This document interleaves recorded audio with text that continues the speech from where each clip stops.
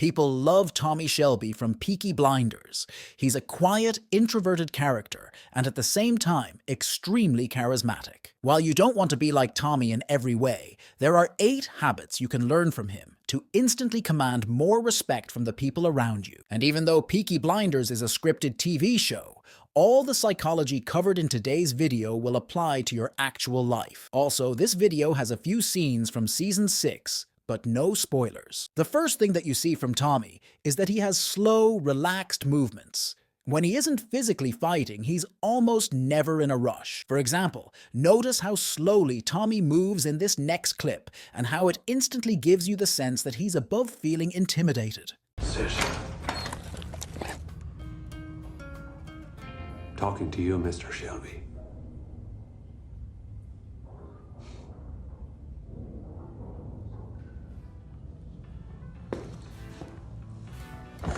When you move slowly and comfortably, in a situation where most people would be stressed, it shows that you don't feel scared or pressured. Along with the slow movements, there's a second body language habit you saw that helps Tommy appear confident. Tommy is comfortable holding eye contact, even during conflict. He's the oldest, you're the thickest. I'm told the boss is called Tommy, and I'm guessing that's you, because you're looking me up and down like I'm a tart.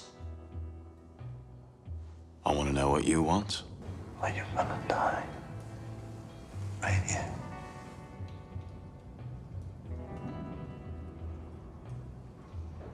We talked about this briefly in the Alfie video. The one mistake you could make after watching scenes like this is trying to hold eye contact all the time. But holding eye contact during conflict can actually escalate the tension if neither of you is willing to break. So the goal isn't to never break eye contact. It's just to know what your behavior signals to other people. Hold if you want to show you aren't intimidated. Look down if your priority is to de-escalate. And if you want to diffuse the situation without projecting fear or discomfort, you can hold eye contact for 3 to 5 seconds and then break to the side instead of down at a high level. Tommy's ability to command respect in moments of conflict comes from the fact that he's not reactive to hostility. Notice how much confidence Tommy can project without even speaking.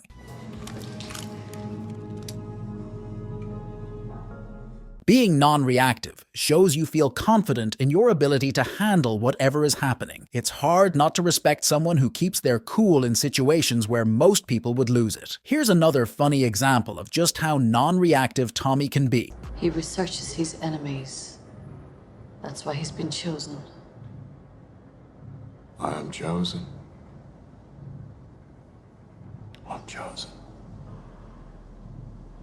Could the chosen one smoke? This is obviously an extreme example, and hopefully none of us will ever have to deal with trying to keep cool with a gun to our head. But it's a good example of how Tommy's non-reactivity projects confidence under pressure. Of course, the goal here isn't to fake that you're okay while freaking out on the inside.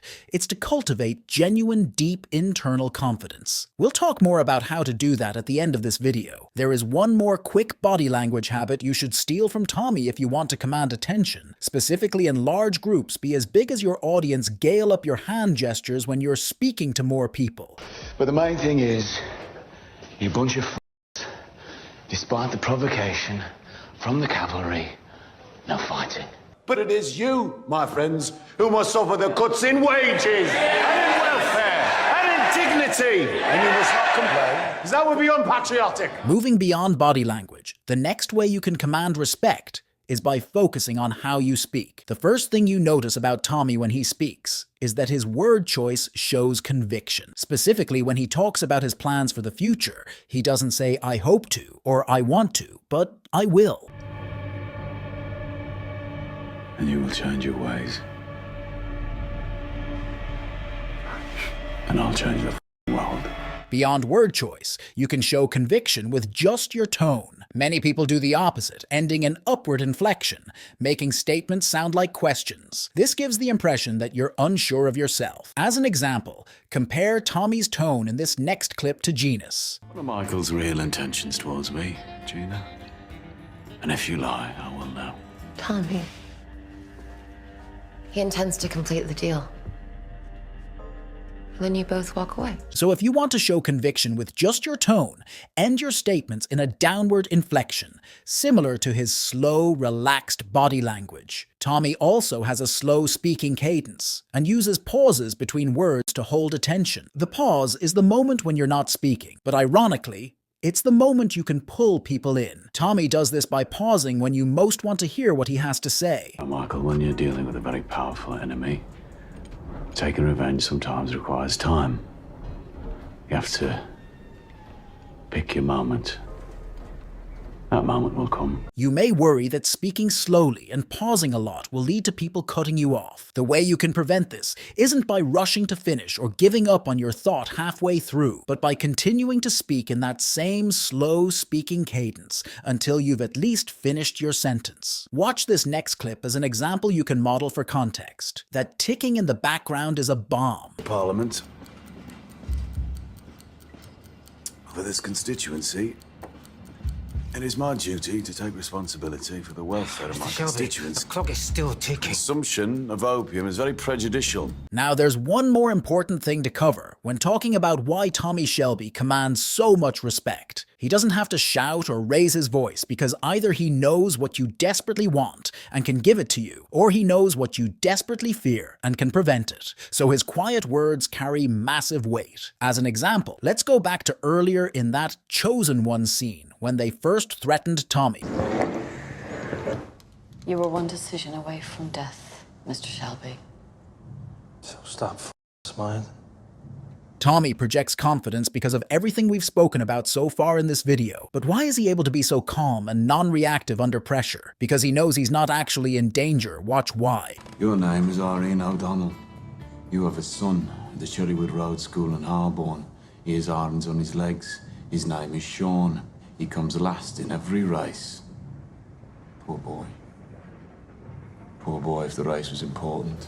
We touched on this in our first Tommy video, and it's one of his defining features. He wields tremendous power over people using carrot stick motivation. Now, obviously we don't want to be threatening to murder children, so how on earth can you actually apply this to your own life? Well, let's say you want a raise or a promotion from work. A lot of people would just go in and say, "Hey boss, I've been working here a long time. I would really like a raise. Can I have more money?" Very focused on I. Not very persuasive. How could instead you apply carrot stick thinking? You could say, "Hey boss, I feel like I can add more value to the company and play at a higher level. What would you need to see from me in the next 3 months to promote me?" Work with your boss to create a concrete list. Then nail everything on that list. At the same time, go out and get other job offers. In 3 months, you can show all the value you've created for your boss. Carrot. And if they back out from the agreement, you can tell them that you want to stay, but you have other offers that pay more. Stick. No murdering of children involved. Now, while that plan is extremely likely to work, most people don't have the confidence to execute it. You might think that building that kind of confidence will take you a long time, or maybe you even think it's impossible for you, that you could never actually build deep internal confidence. But building confidence is way easier than you think. I really appreciate you taking the time to watch it, and I hope to see you in the next one.